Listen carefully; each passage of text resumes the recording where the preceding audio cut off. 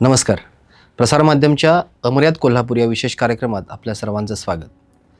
पश्चिम महाराष्ट्र साखर, शेती, कोऑपरेटिव्ह चळवळ आणि मजबूत उद्योग संस्कृतीसाठी ओळखला जाणारा प्रदेश आज नव्या औद्योगिक युगाच्या उंबरठ्यावर उभा आहे. कोल्हापूरपासून सांगली, सातारा आणि अगदी पुण्यापर्यंतचा हा पट्टा इंजिनिअरिंग, ॲग्रो प्रोसेसिंग आणि MSME ग्रोथचं एक महत्त्वाचं केंद्र बनत आहे. पण प्रश्न असा आहे की हा विकास सस्टेनेबल आहे का? जागतिक स्पर्धेत हा प्रदेश किती सक्षम आहे? आणि सर्वात महत्त्वाचं, पुढील 5 वर्षात पश्चिम महाराष्ट्र उद्योगाच्या नकाशावर कुठं असेल? या सर्व प्रश्नांची थेट, स्पष्ट आणि सखोल उत्तरं जाणून घेण्यासाठी आज आपल्यासोबत आहेत CIIचे पश्चिम महाराष्ट्राचे अध्यक्ष आणि स्पेरोटेक प्रायव्हेट लिमिटेडचे executive director Virendra Patil sir. नमस्कार सर. नमस्ते. पश्चिम महाराष्ट्राचं एकूणच महाराष्ट्राच्या आणि देशाच्या आर्थिक क्षेत्रामध्ये योगदान खूप मोठं आहे गेल्या अनेक वर्षांचं. आजची पश्चिम महाराष्ट्राची स्थिती काय आहे? पश्चिम महाराष्ट्रामध्ये आपण फक्त कोल्हापूर बाबतीत बोलतोय का? Kolhapur, Sangli, Satara, basically south west Maharashtra जर म्हटलं तर अगदी योगदान आपलं चांगलंच आहे. पण आपण मागं पण पडत चाललेलो आहे. आपल्याला त्याच्यामध्ये भविष्यात येणाऱ्या ज्या काही इंडस्ट्रीज आहेत किंवा जी ग्रोथ आहे, ज्या इंडस्ट्रीजमधून येणारी ग्रोथ आहे, तर त्याच्यामध्ये आपल्याला काम करायला प्रचंड स्कोप आहे.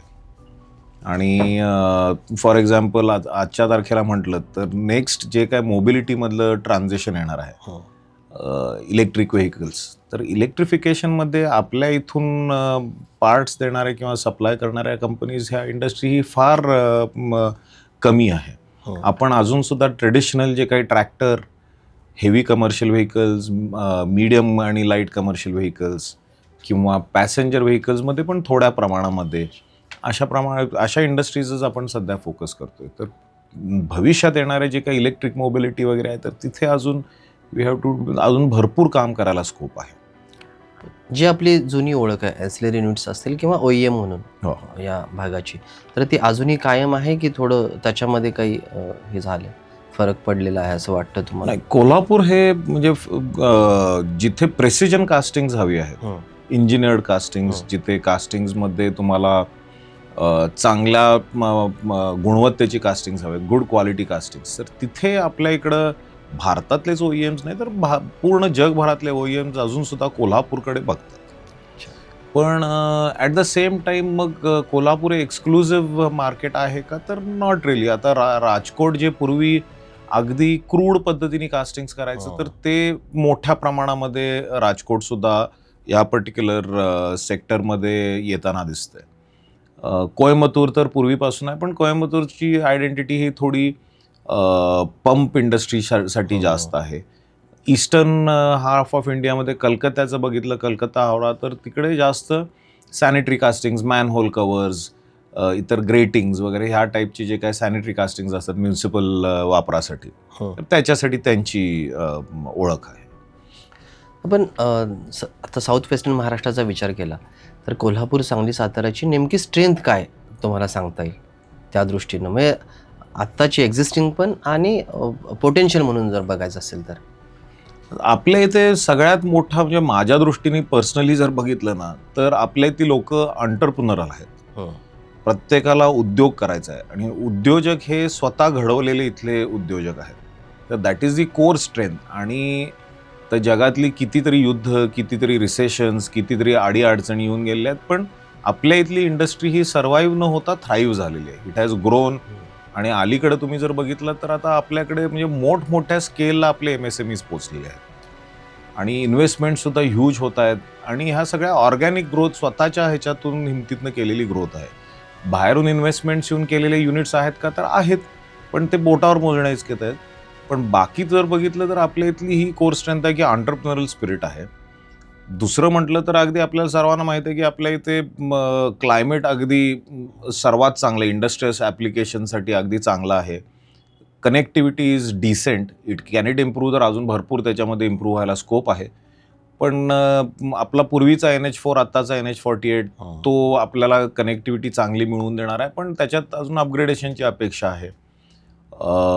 त्यानंतर दी अदर थिंग इज आपल्याकडे मुबलक पाण्याची अवेलेबिलिटी आहे. 12 महिने आपल्याकडं कोल्हापूरचं स्पेसिफिकली बोलायचं झालं तर पंचगंगेच्या कृपेने आपल्याकडे पाणी 12 महिने. रिसोर्सेस आणि बाकी सगळ्या सो गोष्टी आहेत. बिसाइड्स अँसलरी युनिट्स आणि फक्त फाउंड्री उद्योगाच्या सोडून आपल्याकडे ॲग्री बेस्ड इकॉनॉमी पण आहे. चांगल्या पद्धतीने आपल्या इकडे म्हणजे शुगरचं भरपूर आपल्या इकडं प्लांटेशन आहे. चांगलं पोषक वातावरण आहे त्याच्यासाठी. Textile is also big. Textile industry of course गेल्या 4-5 वर्षामध्ये काही अडीअडचणीच्या ह्याच्यातून गेली, पण इट हॅज सर्वाइव्ड आणि परत त्याचे प्रत्येक बिझनेसचे अप्स अँड डाऊन्स असतात. त्या पद्धतीने there will also be uptake in textile industry. प्राडाचं आता आपण ऐकलं, कोल्हापुरी चप्पल हॅज गॉन ऑन द हे, तर ती कॉटेज इंडस्ट्री आहे. पण अगेन ह्याचा आपण वापर डेफिनेटली चांगला करून घेता यायला पाहिजे. तर ग्लोबल सिनारीवरती प्रेझेन्स आलेला आहे. We have to encash on that. ही इंडस्ट्रियल एक इकोसिस्टीम असते. आता Correct. याच्यामध्ये आपण जर इतर राज्यांचा किंवा महाराष्ट्रातले इतर जे काही जिल्हे आहेत, त्याच्यामध्ये नाशिक आहे, पुणे आहे, किंवा मराठवाड्यामध्ये आता जी डेव्हलपमेंट सुरू आहे, हो. या सगळ्याचा जर विचार केला ना, तर तिथे एक इकोसिस्टीम डेव्हलप झालेली आहे. आणि तिथलं जे काही डेव्हलपमेंट आहे ती जेवढी इंडस्ट्रियल आहे तेवढी ॲग्रिकल्चरही आहे, करेक्ट. तेवढंच इन्फ्रास्ट्रक्चर म्हणजे बेसिक इन्फ्रास्ट्रक्चर पण आहे. तसं पश्चिम महाराष्ट्रामध्ये, विशेषतः दक्षिण महाराष्ट्रामध्ये पाहायला मिळत नाही. ओके. हां, तर त्याची काय कारणं आहेत?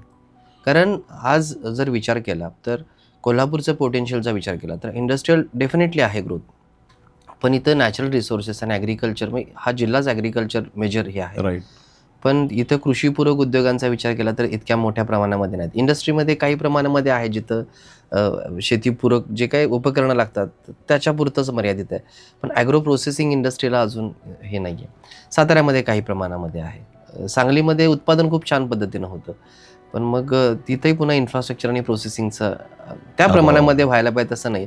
याची काय कारणं आहेत? तुम्हीच उत्तर दिलं की as you rightly said, ecosystem ही पूर्ण लागते. ज्या वेळेला कस्टमर कोणताही इन्व्हेस्टमेंट करायसाठी येतो, बरोबर, कस्टमर और पोटेन्शियल कस्टमर, तर तो काय बघतो की तिथे बेसिकली क्वालिफाईड मॅन पॉवर आहे का, त्या पर्टिक्युलर सेक्टरमध्ये तिथे एज्युकेशनल इन्स्टिट्यूट्स, त्या एज्युकेशनल इन्स्टिट्यूट्समध्ये त्या प्रकारचे कोर्सेस दिले जातात का, आणि तुम्हाला रेडिली मॅन पॉवर अवेलेबल होणार आहे का. एक सेकंड, सगळ्यात महत्त्वाचा कनेक्टिव्हिटीचा विषय येतो. तर कनेक्टिव्हिटी ही आपल्या इकडे देर is a scope for improvement. Yes, कारण मगाशीच जसं आपण चर्चा करत होतो, तर आपल्याकडे काही युरोपियन कस्टमर्स, काही आमच्या एका कलिगच्याकडे यायला त्यांना ऑलमोस्ट एक 28 ते 32 तास लागले. सो मल्टिपल फ्लाईट्स जी आहे, आता नाईट लँडिंगची फॅसिलिटी आपल्याकडे झालेली आहे चालू, पण that should also culminate into more number of flights. आपल्याला फ्लाईटची फ्रिक्वेन्सी वाढवावी लागणार आहे. त्याच्यानंतर थर्ड अँड मेजर हे इज की बाबा तुमच्या इथली लँड अवेलेबिलिटीचा एक प्रश्न असतो. तर whether land is available at proper अगदी चीप रेट्स किंवा इंडस्ट्रियल ॲप्लिकेशनच्या दृष्टीने जागा आपल्याकडे अवेलेबल असणं पण गरजेचं आहे. तर कोल्हापूरच्या बाबतीत स्पेसिफिकली बोलायचं झालं तर आपल्याकडं 2008ला जी काय आपली लास्ट MIDC आली, 5 स्टार MIDC कागलमधली, तर त्याच्यानंतर अजून इंडस्ट्रियल ॲक्विजिशन झालेलं नाही. चालू होतं, परत बंद पडलं, आणि आता पण देर इज सम प्रपोजल, कारण एक एक्सप्रेशन ऑफ इंटरेस्टमध्ये न्यूजपेपरमध्ये आला होता. तर होपफुली त्यातून MIDCची स्थापना काहीतरी होईल अशी अपेक्षा करू. सो हे सगळे 3-4 फॅक्टर्स आहेत. तर ते एकत्रित आले तर डेफिनेटली बाहेरची इंडस्ट्री ही येतेच येते. नाही, पण याच्यामध्ये काय आहे की आपण एका बाजूला असं म्हणतो, हा प्रश्न सातत्याने येतो किंवा बोललं जातं की उद्योगांच्यासाठी जागा उपलब्ध नाही आहे. पण काही ठिकाणी बरीच वर्ष रिकामे प्लॉट्स आपल्याला दिसत आहेत. विशेषतः ग्रामीण भागामध्ये जेव्हा आपण जातो तर बहुतेक तालुक्यांच्यामध्ये आता आहे इंडस्ट्रियल झोन केलेला आहे किंवा प्लॉटिंग झालेलं आहे. या ठिकाणी पण इन्व्हेस्टर्स किंवा उद्योजक येताना दिसत नाही आहेत. मग इथं धोरणाचा अभाव आहे की पायाभूत सुविधांचा अभाव आहे? नेमकं काय होतं? बेसिक पहिल्या 2 गोष्टी तुम्हाला मी ज्या म्हटल्या की तुम्हाला तिथं क्वालिफाईड मॅन पॉवर मिळणं गरजेचं आहे, आणि सेकंडली त्याच्याबरोबर तिथे तुमचं कनेक्टिव्हिटी ही चांगली असणं गरजेचं आहे. कारण तुम्ही जर एक्सपेक्ट करत असाल की कुठली तरी MNC कंपनी कुठेतरी जाऊन आपल्या इथल्या रुरल तालुका प्लेसमध्ये इन्व्हेस्टमेंट करेल किंवा तिथे हे करेल, तर तिथे येणारा जो काही स्टाफ आहे किंवा काही हाय पोस्टचे ऑफिशियल्स असतील, तर त्यांना तिथं सुविधा काय किंवा बाकी इतर काय त्यांचा विरंगुळ्यासाठी हे काय, so all that has to be taken into factor. आपण आता पुण्याशी तुलना करतो तर Pune has become a metropolis. तिथे अगदी मल्टीकल्चरल तुम्हाला बाकी सर्व सुविधा आहेत, भरपूर कल्चरल प्रोग्राम्स पण इतर देशातले तिथं काही ह्याच्या काही प्रमाणामध्ये चालतात. तर that is something which we should learn. आपण आपल्याला सुद्धा शिकण्यासारखं आहे की बाबा they have been accepting of that multiculturalism. जे नुसतंच कनेक्टिव्हिटी आणि पॉलिटिकल विल हा एक भाग झाला, पण तिथे बाकी सर्व इतर गोष्टी सुद्धा एवढ्या पोषक आहेत की a natural choice for any multinational company to invest becomes Pune. आपण प्रत्येक विभागाचं ना स्वतःचं एक वैशिष्ट्य असतं. No. हां, प्रत्येक इन्फ्रास्ट्रक्चर म्हणजे अगदी ते नैसर्गिक जरी असलं म्हणजे अगदीच कोणतीही गोष्ट टाकाऊ असू शकत नाही किंवा हे नाही. पण इकडचा जर विचार केला तर हेल्थ असेल, टुरिझम असेल, अशा इंडस्ट्रीला मात्र हे पोटेन्शियल तसं पोषक आहे ना. अगदी डेफिनेटली आहे. म्हणजे आता पण तो तिथेही- एनकॅश करण्याचा हे विषय आहे की आपल्याकडे आता गड किल्ले, हो. आपल्या इथलं वातावरण एवढं सुंदर आहे आणि म्हणजे अनएक्सप्लोर्ड कोल्हापूर जिल्ह्यात जरी म्हटलं किंवा साताऱ्यात जरी म्हटलं तर आपण फक्त एक मोजके 2-3 टॉप 3 जे हे असतात त्याचा एवढा विचका करतो तिथं ओव्हर टुरिझम करून. पण besides that throughout the year टुरिझमसाठी आपल्या इकडे प्रचंड स्कोप आहे. जेव्हा कोल्हापूरचा विचार होतो, टुरिझमचा विचार होतो, हो. तेव्हा फक्त तीर्थक्षेत्र किंवा दक्षिण काशी म्हणून नाही तर आज इंडस्ट्रियल टुरिझमला स्कोप आहे, मेडिकल टुरिझमला स्कोप आहे, एज्युकेशनल टुरिझमला स्कोप आहे. या ठिकाणचं जर वातावरण आताच आपण जेव्हा वातावरणाचा विचार केला तर हिलिंग सेंटर्स जे आहेत तर त्याच्यासाठी स्कोप आहे. पण पुन्हा तोच विषय येतो की एक सस्टेनेबल ज्याला इकोसिस्टीम म्हणतो उद्योगातली, तर त्याच्यासाठी तुम्हाला काय वाटतं की काय भविष्यात असायला पाहिजे? कारण आपण हा सर्वकष विचार करतो या सगळ्या बाबींचा. करेक्ट. सी स्कोप आहे का तर डेफिनेटली आहे, पण मग त्याला पॉलिसी पुश पण गव्हर्नमेंटकडनं बरीचशी येत असते, पण त्याला टेकर्स अनफॉर्च्युनेटली आपल्या इथे नाही आहेत. त्याचं काय कारण आहे? कारण स्टेक होल्डरचं पार्टिसिपेशन हा खूप मोठा विषय आहे त्याच्यामध्ये. You have to also understand की one of the major things again becomes connectivity. कारण आजकालच्या क्विक जगतामध्ये मला पोचायला जर काय तिथं जर 24, 36, 38 तास लागत असतील तर डेफिनेटली मी विचार करेन की अरे माझ्या वर्क शेड्यूलमधले मी 1.5 दिवस किंवा 2 दिवस नुसतं पोचायला आणि 1.5-2 दिवस परत परतीला. पूर्वी सुट्टी घेता यायची एक 8-10 दिवसासाठी रजा टाकून लोक सुट्टी घ्यायची. आता तसं नाही. People want in and out. पटकन तुम्हाला कनेक्टिव्हिटी पाहिजे. आपल्याकडे गड किल्ले एवढे सुंदर आहेत, ट्रेक्स, हायकिंग स्पॉट्स तर म्हणजे अप्रतिम आहेत Kolhapur, in and around Kolhapur. तर त्याचा डेफिनेटली अगदी चांगल्या पद्धतीने हे करता येऊ शकतो. पण फॉर दॅट आय थिंक आपल्या इथलं connectivity has to improve quite a bit, आणि ते जर घडलं तर एव्हरीथिंग एल्स विल फॉलो. आपण नेहमी आता मागच्या आपल्या चर्चेपासून ह्युमन रिसोर्सवर बोलतो, इथल्या मनुष्यबळाच्या विषयी. खरं तर कोल्हापूर हे पहिल्या पिढीच्या उद्योजकांचं हे, कोल्हापूर असेल, सांगली असेल, कोल्हापूरचं वैशिष्ट्य आहे इथल्या इम्पल्ससाठी. म्हणजे इथली लोक आवेगशील आहेत आणि स्ट्रीट स्मार्टनेस आहे. म्हणजे व्यवस्थापनामध्ये सुद्धा ते शिकलेले नसले तरी देखील त्यांना क्रायसिस मॅनेजमेंट खूप चांगल्या पद्धतीनं जमतं असं, आणि त्याच्यासाठी ते प्रसिद्धही आहे. करेक्ट. असं असताना सुद्धा मग अलीकडच्या काळामध्ये इंडस्ट्रीमध्ये जे काही मॅनफोर्ससाठी खूप स्ट्रगल करावा लागतो, तर त्याचं काय कारण आहे हा एक पहिला मुद्दा आहे. आणि मग त्याच्यासाठी CII म्हणून तुम्ही काही वेगळे प्रयत्न करता की त्याच्या डेव्हलपमेंटसाठी, किंवा त्याच्यामध्ये सॉफ्ट स्किलपासून सगळ्या, किंवा तो जो अप्रोच आणि परसेप्शनमधला बदल आहे त्याच्यासाठी? CIIचं कसं आहे की आमच्याकडे it is a very resource rich institute. तर बेसिक हा आहे की त्याच्यामध्ये प्लस पॉईंट CIIकडे की अगदी लार्ज स्केल इंडस्ट्रीज पासून स्मॉल स्केल इंडस्ट्रीज पर्यंत वाईड डायस्पोरा मेंबर्स आहेत. रिप्रेझेंटेशन सगळ्या ह्याच्यामधून आहे.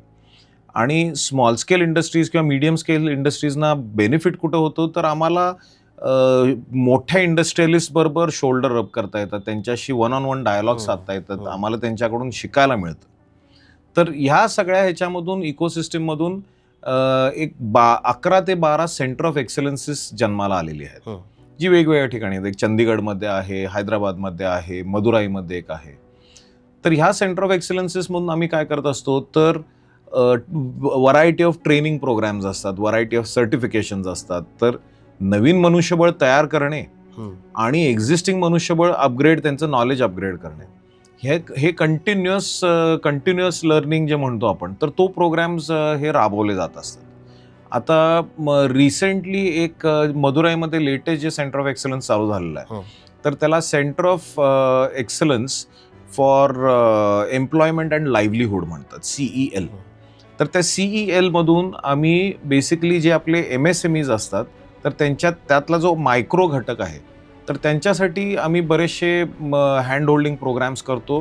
2 डे हँड होल्डिंग प्रोग्राम असतो, which culminates in 1 year of entire hand holding, जिथे त्यांना मार्केटिंग कसं करावं, प्रेझेंट कसं व्हावं कस्टमरकडे, profit and loss and balance sheet कशी वाचावी, बँकेला तुम्ही कसं अप्रोच व्हावं, ह्या सगळ्या याच्यासाठी द होल आयडिया इज त्या मायक्रो एंटरप्रिनरनी स्मॉल बनावं, स्मॉलनी मीडियम बनावं. हे प्रोग्रेशन हे कंटिन्युअसली चालू राहायला पाहिजे. यासाठी ते एक CEL आहे. Centre of excellence for quality बँगलोरमध्ये प्रचंड प्रमाणामध्ये क्वालिटीवरती काम करत असतं. क्वालिटी सर्टिफिकेशन मिळवून द्यायला तुम्हाला मदत करतं, ट्रेनिंग्ज अरेंज करतात. हैदराबादमध्ये एक centre of excellence called green business centre म्हणून आहे. सस्टेनेबल अप्रोच ह्याच्यावरती बरंचसं काम करतं. सस्टेनेबिलिटी रिगार्डिंग सर्टिफिकेशन्स आम्ही मिळवून देतो. तर मनुष्यबळ तयार करण्यासाठी हे कंटिन्युअस हे चालूच असतात. त्यानंतर एक CIIचा एक CEO कनेक्ट म्हणून एक प्रोग्राम असतो, ज्याच्यामध्ये आम्ही मोठ्या कंपनीजमधले CEOs वेगवेगळ्या झोनमध्ये आणतो. लास्ट इयर आम्ही आता श्रीकांत सारडा म्हणून ॲक्सेंचर ग्रुपचे managing director, he recently resign from there, पण त्यांना आम्ही कोल्हापूरमध्ये बोलवलं होतं आणि मग इथल्या इंजिनिअरिंग कॉलेजमध्ये लास्ट इयर आम्ही त्यांना DY पाटील इंजिनिअरिंग कॉलेजमध्ये घेऊन गेलो होतो. आणि त्यांचं विद्यार्थ्यांबरोबरचं इंटरॅक्शन, डायरेक्ट 1-on-1 डिलिव्हरी, आणि ह्या इंटरॅक्शनमधून जे काय एंटरप्रेन्योर्स तयार होतात किंवा मुलांना फ्युचरिस्टिक काय काय येणार आहेत, म्हणजे दीज टॉप लीडर्स, त्यांचं विजन वेगळ्या लेवलचं असतं, जे आपल्या इथले लोकल इंडस्ट्री लीडर्स त्यांना देऊ शकत नाही. तर आम्ही त्या पद्धतीचं इंटरॅक्शन घडवून विद्यार्थ्यांमध्ये तो स्पार्क जनरेट करून त्यातून काही आपल्याला चांगल्या एंटरप्रेन्योर्स किंवा चांगले बिझनेस इंडस्ट्री लीडर्स आपल्याला पैदा करता येतात का, यासाठी हा पण एक चांगला कार्यक्रम असतो. आता नवीन राष्ट्रीय शैक्षणिक धोरणामध्ये 2 गोष्टी खूप, म्हणजे एक तर OJTचा विषय आहे आणि इंटर्नशिपचा. तर याच्यामध्ये जो काही अकॅडमी आणि इंडस्ट्रीमधला जो गॅप आहे तो फिल करण्यासाठी अजून काय नवीन धोरणं किंवा कशा पद्धतीने, कारण मी सुद्धा त्या क्षेत्रामध्ये बरेच दिवस काम करतोय, तर इतका जो काही रिस्पॉन्स असायला पाहिजे दोन्ही बाजूनी, तर तो तसा दिसत नाहीये. ठीक आहे, म्हणजे आपल्याला ते मॅन्डेटरीज करावं लागणार आहे का? कारण जर आपल्याला मुदत दिली काही वर्षांची, तर त्याच्यासाठीचा जो काही प्रिफेस तयार करणं किंवा त्याच्यावर अभ्यास करून पुढे जाणं, तर हे दोन्ही बाजूनी दिसत नाहीये. तर त्याचं काय कारण आहे? आता त्यात एक गोष्ट काय आहे की अनफॉर्च्युनेटली आपल्याकडे भारतातली industry research and development spend काही करत नाही. It is very very negligible. काही एक थोड्याफार मोठ्या इंडस्ट्रीज असतील ज्या R&D वरती स्पेंड करतात. अदरवाईज लोक R&D कडे हा खर्च म्हणून बघतात, मोर दॅन इन्व्हेस्टमेंट किंवा जनरेशन ऑफ पेटंट्स. ह्याच्याकडे पेटंट किंवा बाबा आपल्या ह्याच्यासाठी इंडस्ट्रीसाठी आपण काही नवीन रिसर्च करून चांगल्या आपल्या एफिशियन्सीज वाढवण्यासाठी जे काही गोष्टी करायला पाहिजेत, ते अनफॉर्च्युनेटली आपल्याकडे कल्चरच नाही आहे. तर that has to set in a big way. कारण गव्हर्नमेंटने बरंचसं इन्फ्रास्ट्रक्चर युनिव्हर्सिटीजना वगैरे दिलेलं आहेत. आपल्या इथे शिवाजी युनिव्हर्सिटीमध्ये जे काही इक्विपमेंट्स आहेत किंवा टेस्टिंग इक्विपमेंट आहेत, तर ती अगदी फॅब्युलस इक्विपमेंट्स आहेत. कोट्यावधी रुपयाची इक्विपमेंट्स आहेत जी गव्हर्नमेंटच्या फंडिंगमधून इथं त्यांनी प्रोक्युअर केलेले आहेत. पण अनफॉर्च्युनेटली आपल्या इथली लोकल इंडस्ट्री त्याचा फारसा वापरच करत नाही, because we don't have that research aptitude. तर unless and until that happens, industry starts actually investing in हे रिसर्च अँड डेव्हलपमेंट, तोवर हे सांगत जरासं माझं पर्सनल असं मत आहे की it is a difficult task. ते पुढं तसं जाणार नाही तेवढ्या इझिली. इंडस्ट्री अकॅडमी म्हणतो आपण, पण देन मग थोडे टॅक्स ब्रेक्स पण आहेत. जे R&D वरती जर तुम्ही स्पेंड करणार असाल तर इन्कम टॅक्समध्ये टॅक्स ब्रेक पण आहेत. पण despite of that there are not many takers. नाही, पण याच्या अगोदर अनेक प्रयोग, म्हणजे टाटांनी पुण्यामध्ये ITI सोबत केलेला प्रयोग असेल किंवा अलीकडं ऑटोनॉमस आता बरेचशा कॉलेजेसनी यांना हे केल्यानंतर इंडस्ट्री नीड असणारी ह्युमन रिसोर्स डेव्हलप करणं, तर त्याच्यासाठी मग हा खरं तर इंडस्ट्रीचा फायदा आहे त्याच्यामध्ये. अगदी. मग तरी पण असं उदासीनता का वाटते? थोडं लॉंग टर्म विजन डेव्हलप करायला पाहिजे आपल्या इंडस्ट्रीला. कारण रिक्वायरमेंट आहे का, तर मॅन पॉवरची रिक्वायरमेंट आपण रोज त्याच्यावर बोलतो, कारण कसं आहे की हे बघा, A, B, C 3 इंडस्ट्रीज आहेत.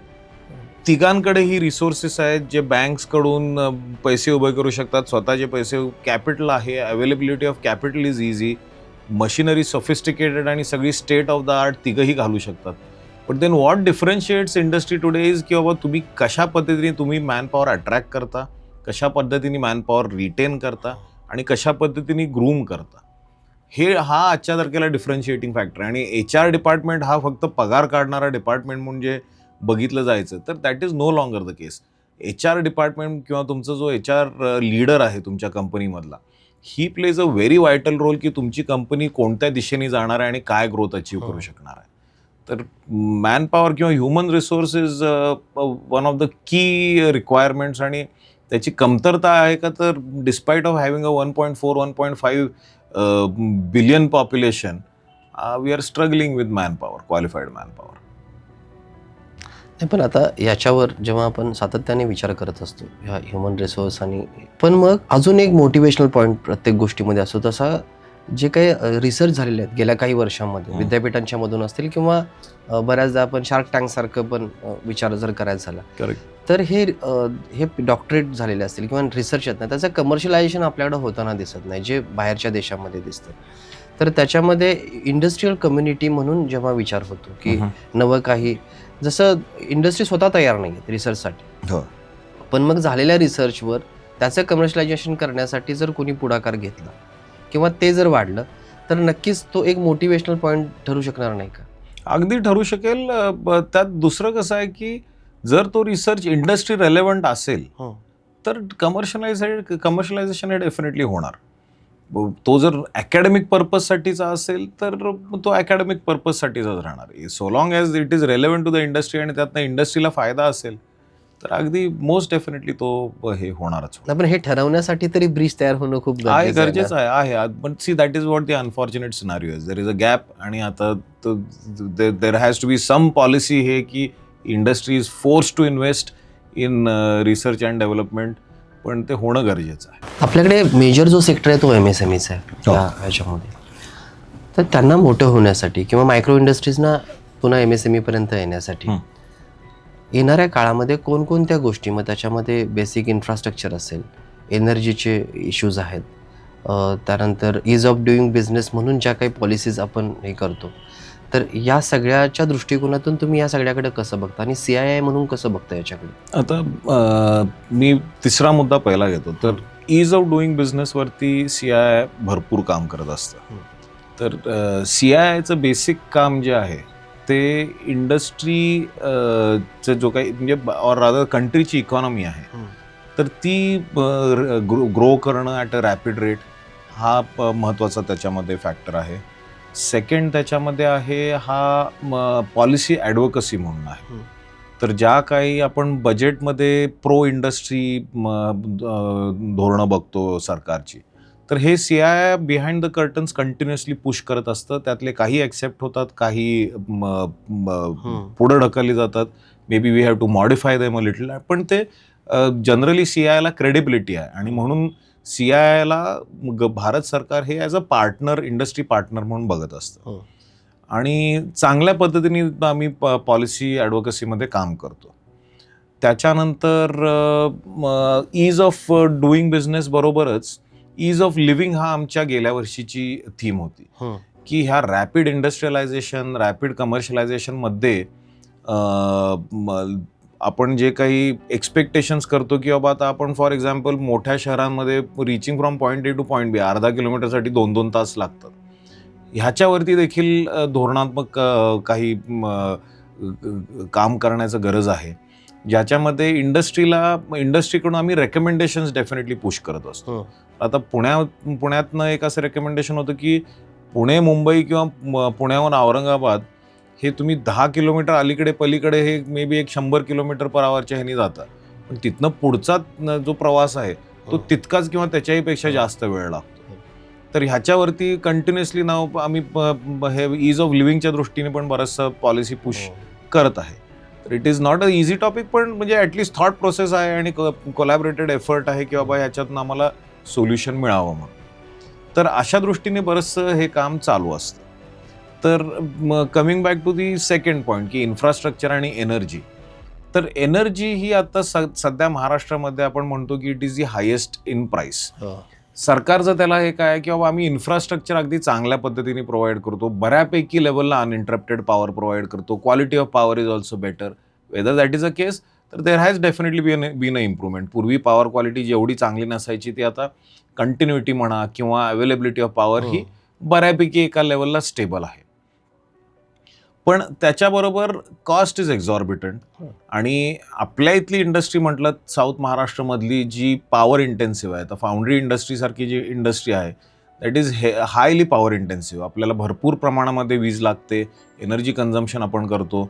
मग त्याच्यामधून आता आपल्या इथल्या इंडस्ट्रीने काय केलं आहे की in the last 3 to 5 years solar energy, renewable एनर्जीमध्ये बऱ्यापैकी इन्व्हेस्टमेंट केलेली आहे. प्रत्येकाने ओपन ॲक्सेस म्हणून एक गव्हर्नमेंट किंवा आपल्या MSEDCL, MERC ह्याच्या मार्फत एक आपल्याला ॲव्हेन्यू आहे ज्याच्यामध्ये रिमोट लोकेशनला आपण आपला मोठा सोलर पॉवर प्लांट इरेक्ट करतो आणि त्यातनं जे काही युनिट्स असतात ते आपल्या इथल्या कन्झम्पशनच्या अगेन्स्ट रिअल टाईममध्ये आपण ऑफसेट करतो.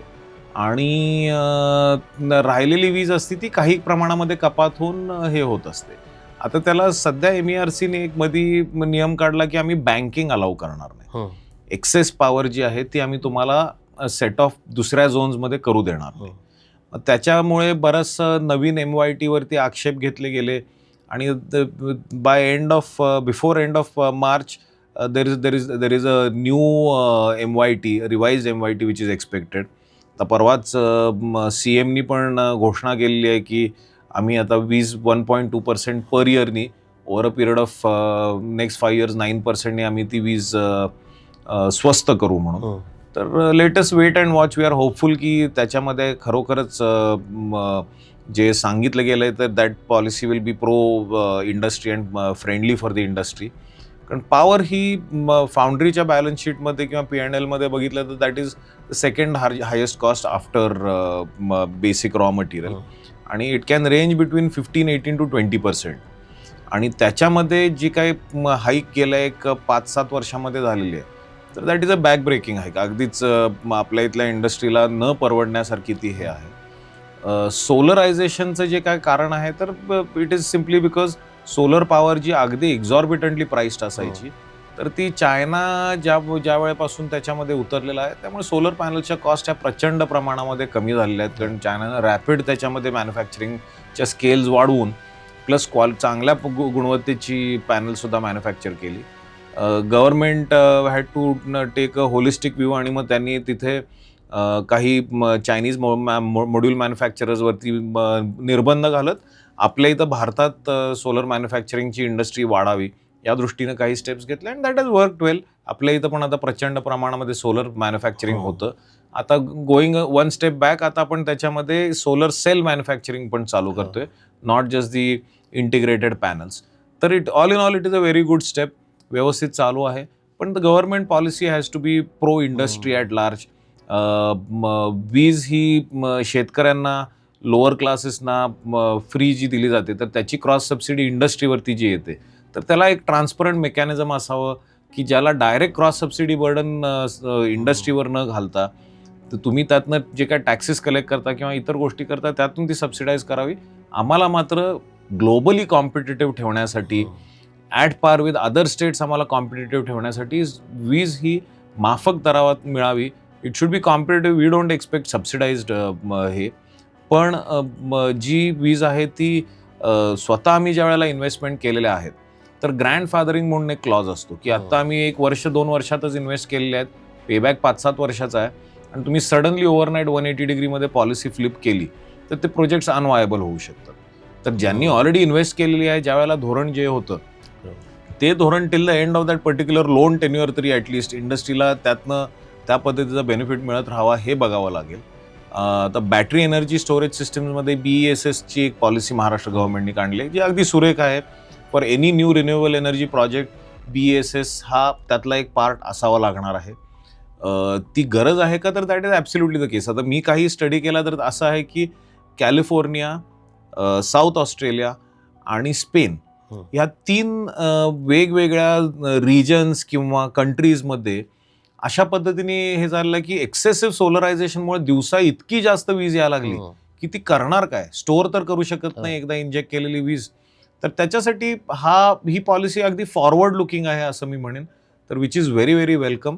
आणि त्यातनं इफेक्टिव्हली आपल्याला वीज जर कमी करायला मदत व्हायला पाहिजे आहे तर त्यामध्ये एक हे म्हणजे that government should definitely look into. आणि at the same time competition ही येणं गरजेचं आहे. आता सध्या आपल्याकडे मोनॉपोली आहे, म्हणजे डिस्ट्रीब्युशनमध्ये मुंबई सोडल्यास इतर सर्व ठिकाणी आपल्याकडे फक्त MSEDCL हे करतं.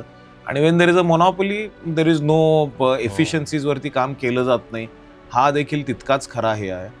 तर वी एक्सपेक्ट की इतर काही प्रायव्हेट प्लेयर्सनी पण लायसन्सेससाठी ॲप्लिकेशन केलेली आहे, जी 1.5-2 वर्ष झाली त्याच्यावर विचार पण नाही झालेला. तर तो पण सरकारने थोडंसं पुश करावं MERCला, ते लायसन्सेस पण अप्रूव्ह करून once there is healthy competition. आपण मोबाईलच्या बाबतीत बघितलेलं आहे की सुरुवातीला 16 रुपये इनकमिंग, 12 रुपये आउट गोईंग किंवा वायस वर्सा असे जे काही रेट्स होते, तर now data is free, data is extremely cheap, calling free आहे, हे घडणार. पण ह्यासाठी आपल्याला प्रायव्हेट प्लेयर्सना इन्व्हॉल्व्ह करून कॉम्पिटिशन आणली तरच हे सगळं शक्य होतं. बाकीचे इन्फ्रास्ट्रक्चर ज्याच्यामध्ये मग रस्ते आहेत, वॉटर रिसोर्सेस आहेत, तर ते पण त्याचं पण डिस्ट्रीब्युशन हा खूप महत्त्वाचा. म्हणजे रस्त्यांच्या तर सुविधा आहेतच, पण पाणी पण तिथंपर्यंत पोहोचवणं. कारण इंडस्ट्रीच्या बाबतीत बऱ्याचदा असं बोललं जातं की एकतर प्लॉटिंग होतं, सगळं होतं, इन्फ्रास्ट्रक्चर पण तुम्ही उभं करू शकता, जे स्ट्रक्चर वगैरे आहे, मशिनरीज बसवू शकता, पण पाणी आणि वीज हे त्याच्यापर्यंत पोहोचवणं ही खरं तर सरकारची जबाबदारी आहे. ॲब्सोल्युटली आहे. म्हणजे तिथंपर्यंत आता नवीन MIDCs वगैरे आपण जेव्हा डिक्लेअर करतो की नवीन इंडस्ट्रियल झोन्स डिक्लेअर करतो, तर तिथंपर्यंत सबस्टेशन्स नेणे, तिथंपर्यंत पाण्याची व्यवस्था करणे ही तर डेफिनेटली गरज आहे. आणि रोड कनेक्टिव्हिटी ऑल्सो म्हणजे चांगली ही असायलाच पाहिजे. म्हणजे तुमची तिथंपर्यंत जी जाणारी हेवी व्हेकल्स आहेत, किंवा आता बऱ्याच वेळेला अशा केसेस आहेत की पुण्यामध्ये काही ठिकाणी एवढे रस्ते खराब असतात की पोचणारा जो माल असतो तो अगदी आम्ही इथं मायक्रॉन्समध्ये 1 मिलीमीटरच्या हजारातल्या भागामध्ये आम्ही त्याचं मशिनिंग करून प्रेसिजन अचीव करून पाठवत असतो. आणि तिथल्या रस्त्यांची कंडिशन बघितलं की तिथं त्याचे सगळे जॉमेट्रिक टॉलरन्सेस डिस्टर्ब झालेले असतात. तर ह्या अगदी बेसिक सुविधा आहेत ज्या government has to provide to any industrial, म्हणजे टू एनी इंडस्ट्री. ह्याचा एक दुसरा भाग असा आहे की आपण आता जेव्हा दक्षिण पश्चिम महाराष्ट्राचा विचार करतोय, तर हा तसा इको सेन्सिटिव्ह झोन आहे. इथलं बायोडायव्हर्सिटी आणि हा सगळा विचार केला तर जेव्हा औद्योगिक आपण विचार करतो, इंडस्ट्रियल विचार करतो, तर त्यावेळेला इथल्या पर्यावरणाचा विचार होणं कोणत्याही ठिकाणचा तो खूप गरजेचा आहे. मग त्याच्यामध्ये कार्बन फुटप्रिंट्स पासून वॉटर पोल्युशन पासून, कारण मॅक्झिमम जे काय पोल्युशन आहे ते पाण्यामधून आणि हवेमधून होतं. आता अलीकडं बरीचशी अशी उदाहरणं आहेत की ज्या ठिकाणी इंडस्ट्रीज डेव्हलप झालेत किंवा MIDCs होत आहेत, त्याच्या शेजारचे जे काही जे पाणी आहे ते खूप प्रदूषित झालेलं आहे. तर या दृष्टीनं उद्योजक किंवा इंडस्ट्री कम्युनिटी काय विचार करते, CI याच्यासाठी काय करतं?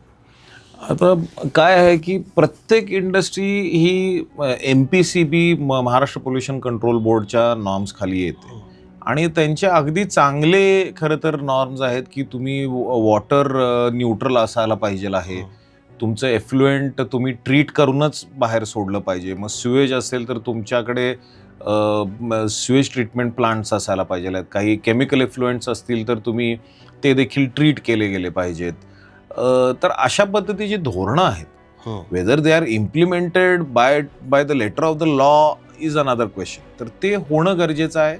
आणि फार जाचक प्रमाणामध्ये त्याचा हे न करता इंडस्ट्रीला ते त्या ह्याच्या गोष्टीमध्ये इन्व्हेस्ट करायलाच लावणे, कारण it is for the future generations. हे आपल्याला माहीतच असायला पाहिजे की हे आपण स्वतःसाठी नाही, ॲटलिस्ट आपल्या स्वतःच्या पुढच्या भविष्यातल्या पुढच्या पिढीसाठी ह्या गोष्टी इन्व्हेस्टमेंट ह्या करणं गरजेचंच आहे. तर CI त्या बाबतीत काय करते, तर मी मगाशी तुम्हाला म्हटलं तसं आपला एक सेंटर ऑफ एक्सलन्स आहे हैदराबादमध्ये स्थित, तर तो ग्रीन बिझनेस सेंटर म्हणून आहे. तर GBC काय करतं, तर वेगवेगळ्या इंडस्ट्रीजना त्यांच्या पर्टिक्युलर प्रोडक्ट जे मॅन्युफॅक्चर करतात तर त्या प्रोडक्ट्सना ते ग्रीन सर्टिफिकेशन देतात. ग्रीन प्रोडक्ट सर्टिफिकेशन म्हणजे तुम्ही जो मॅन्युफॅक्चर करण्याकरता एका पर्टिक्युलर कॉम्पोनंट असेल किंवा पर kg ऑफ कास्टिंग असेल, तर त्याला तुम्हाला किती कार्बन फुटप्रिंट किंवा कार्बन डायऑक्साईड एमिशन्स त्या पर्टिक्युलर ह्याच्यासाठी किती झाले याचं कार्बन अकाउंटिंग म्हणून आजकाल एक मोठ्या प्रमाणामध्ये हे आहे, पेव आहे चालू. तर त्या ह्याच्यामध्ये मदत करते, कारण इंडस्ट्रीला as a industry we don't have the resources or knowledge to actually do this carbon accounting. तर ह्याच्यामध्ये भरपूर मदत करतं. आणि मग ह्या अनुषंगाने आम्ही एक CII मार्फत साऊथ महाराष्ट्र झोनमध्ये मी आणि आमचे आता जस्ट रिटायर झालेले चेअरमन सारंग याने आम्ही काय विचार केला होता की आपण एक असा एक कॉन्फरन्स भरवू ज्याच्यामध्ये आपण इथल्या इंडस्ट्रीला त्याच्या बाबतीत थोडं सेन्सिटायझेशन होईल आणि that should also result or culminate into a cluster ज्याच्यामध्ये एक 8-10 इंडस्ट्रीज पार्टिसिपेट करतील आणि त्याचा लाभ घेऊ शकतील. कारण ही आजच्या तारखेला कस्टमरकडून रिक्वायरमेंट आहे की तुम्ही किती सस्टेनेबल प्रॅक्टिसेस तुम्ही एम्प्लॉय करता तुमच्या कंपनीमध्ये. तुमच्याकडे कार्बन डायऑक्साईड बरोबर तुमच्याकडे एनर्जी एफिशियंट किती प्रॅक्टिसेस आहेत, तुम्ही एअर ऑडिट्स करता का. आता मोठमोठे OEMs ज्या वेळेला येतात तर ते तुमचे ISO आणि IATF वगैरे बाकी क्वालिटी सिस्टम्स आहेत का हे बघत नाहीत. पहिलं बघतात की तुमच्याकडं ISO 14001 जे एन्व्हायरमेंट रिलेटेड तुमच्याकडे काय प्रॅक्टिसेस आणि हे आहे तुमचं त्याचं सर्टिफिकेशन आहे का, सेफ्टी रिलेटेड तुमच्याकडे गोष्टी आहेत का, आणि मग त्या असतील तर मग क्वालिटी रिलेटेड सिस्टम्सकडं तो वळतो. नवीन सर्टिफिकेशन किंवा तुम्हाला नवीन वेंडर कोड द्यायचा असेल तर हा कस्टमर ड्रिव्हन अप्रोच असल्यामुळे भरपूर आता त्याच्यामध्ये रिक्वायरमेंट पण आहे, डिमांड पण आहे. Industry is also proactive. आणि ह्या क्लस्टरमधून आम्ही बेसिकली ह्या 10-11 इंडस्ट्रीज ज्या पार्टिसिपेट केलेला आहे आम्ही एप्रिल-मे मध्ये त्यांना सर्टिफिकेट्स देऊ ग्रीन प्रो की त्यांनी जे स्पेसिफाय केलेले प्रोडक्ट्स आहेत त्याच्यामध्ये कार्बन कंटेंट किती आहे आणि that is valid over a period of 2 years. आणि त्याच्यामध्ये industry has to take a lead आणि त्याचं कार्बन कंटेंट कमी करण्यासाठी greener practices, more efficient technology जी आता मार्केटमध्ये अवेलेबल आहे त्याचं अडॉप्शन, हे सगळ्या that is the whole idea of that ecosystem. तर CII या बाबतीत सस्टेनेबिलिटीवरती बरंचसं काम करत असतं, भरपूर अवेअरनेस प्रोग्राम्स क्रिएट करत असतं. पण besides only awareness programmes we wanted to go a little step ahead. आणि आम्हाला त्याच्यामध्ये हा कार्यक्रम करायचा होता की इंडस्ट्रीला ॲक्च्युअल इम्प्लिमेंटेशन करण्यामध्ये हँड होल्डिंगची जी गरज असते तर तो bridge we try to cross. येणाऱ्या काही वर्षामध्ये हे ॲक्च्युली दिसायला लागेल या पद्धतीने त्याचे परिणाम. अगदी आहे, कारण कसं आहे माहिती आहे का की आता सपोज कुठली छोटी इंडस्ट्री आहे जी युरोपला एक्सपोर्ट करत असेल तर युरोपनी 1 जानेवारी 2026 पासून CBAM म्हणजे carbon adjustment border adjustment mechanism म्हणून एक तिथे एक टॅरिफ स्वरूपात हे आणलेली आहे, काय म्हणतो आपण टॅरिफच आणलेला आहे. तर बेसिकली काय करतात ते की तुम्ही as a industry we have to self declare की एक 7 त्यांनी इंडस्ट्रीज हे केलेले आहेत. स्टील आहे, फर्टिलायझर आहे, हायड्रोजन आहे, आयर्न, इलेक्ट्रिसिटी, अशा एक 5-7 इंडस्ट्रीज आहेत ज्याच्यामध्ये तुम्ही ज्या वेळेला युरोपमध्ये तुमचा प्रोडक्ट बाहेरच्या देशातून पाठवता, नॉन EU कंट्रीमधून पाठवता, तर तुम्हाला स्पेसिफाय करायला लागतं की ह्या पर्टिक्युलर प्रोडक्टमध्ये माझा कार्बन कंटेंट किती आहे. तर तुम्ही जर सस्टेनेबल प्रॅक्टिसेस काहीच फॉलो नसाल करत आणि तुम्ही जर तो प्रोडक्ट तिथे त्यांच्या इथे पाठवला तर भलेही तो स्वस्त असला तरी तिथल्या बायरला त्याच्यावर टॅरिफ एवढं लागणार आहे की इव्हेंच्युअली तुमचा प्रोडक्ट हा त्याच्यासाठी प्राइस वाईज नॉन कॉम्पिटेटिव्ह होऊन जाईल.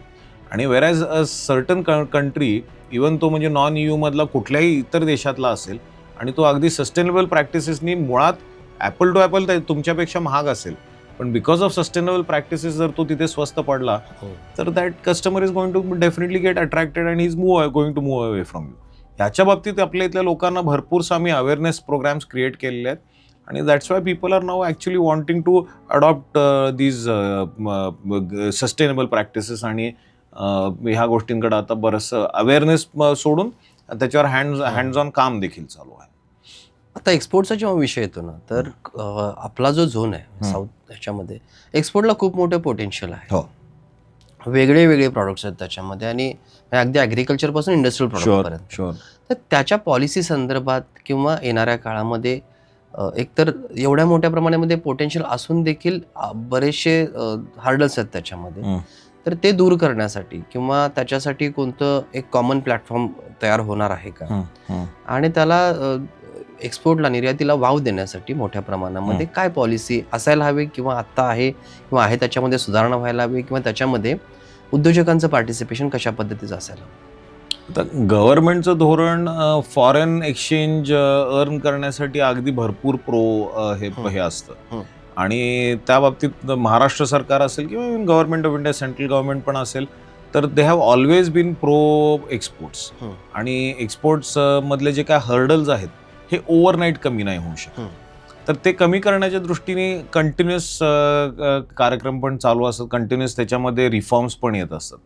तर लास्ट इयर आम्ही CII मार्फत एक कस्टम्सवरती एक कार्यक्रम भरवला होता, ज्याच्यामध्ये एक मुंबईहून एक कन्सल्टन्सी फर्म पण आली होती. त्याचबरोबर आम्ही महत्त्वाचं काय केलं की त्या फोरमवरती आपल्या इथले GST कमिशनरेटमधली जी लोकं आहेत, टॉप की पोस्टची लोकं who actually look after customs as well, त्यांना देखील बोलवलं होतं as stakeholders. Of course industry participation तर होतंच. तर तो डायलॉग एवढा मिनिंगफुल झाला कारण तिन्ही की स्टेक होल्डर्स त्या पर्टिक्युलर फोरमवरती आल्यामुळे तिथे जे काही मिसइन्फॉर्मेशन असतं, इंडस्ट्रीला काही एक प्री कन्सिव्ड नोशन्स किंवा आपल्या मनामध्ये काही गोष्टी असतात, तर GST डिपार्टमेंटमधल्या ऑफिशियल्सनी अगदी ते म्हणजे बऱ्यापैकी त्या बाबतीत क्लॅरिटी दिली. कन्सल्टंट होते, त्यांनी पण नवीन जे काय आता नॉर्म्स आहेत किंवा बदलते रूल्स आहेत त्या बाबतीत पण इंडस्ट्रीला अवगत करून दिलं. आणि काही जेन्युइन प्रॉब्लेम्स आहेत काही लोकांचे रिफंडच्या बाबतीत, इतर काही गोष्टी, तर ते देखील त्या फोरमवरती मांडले गेले. तर त्या पद्धतीने काम हे एक्सपोर्टच्या बाबतीत चालूच असतं. तर तुम्ही मगाशी म्हटलात की पोटेन्शियल आपलं जेवढं आहे एक्सपोर्टसाठी, are we actually reaching that potential, तर अजून त्याच्यामध्ये काम करायला भरपूर आहे. कारण आता कसं असतं की for example agri based products आहेत, तर त्यांचं शेल्फ लाईफचा विषय येतो. तर एक्सपोर्ट क्लिअरन्सेस जे आहेत तर ते तेवढं फास्ट होणं, गुड्स हॅव टू मूव्ह सिमलेसली, तर त्याच्यामध्ये whether there is something which can be done, a lot more can be done. अजून देखील आपले इम्पोर्ट होणारे पण गुड्स हे पोर्टवरती बरेच दिवस थांबणे वगैरे, हे क्लिअरन्सेसच्या बाबतीत वगैरे जे असतात, तर there is a lot to be desired. आणि तिथे काम भरपूर होऊ शकतं का, तर अजून भरपूर प्रमाणामध्ये होऊ शकतं.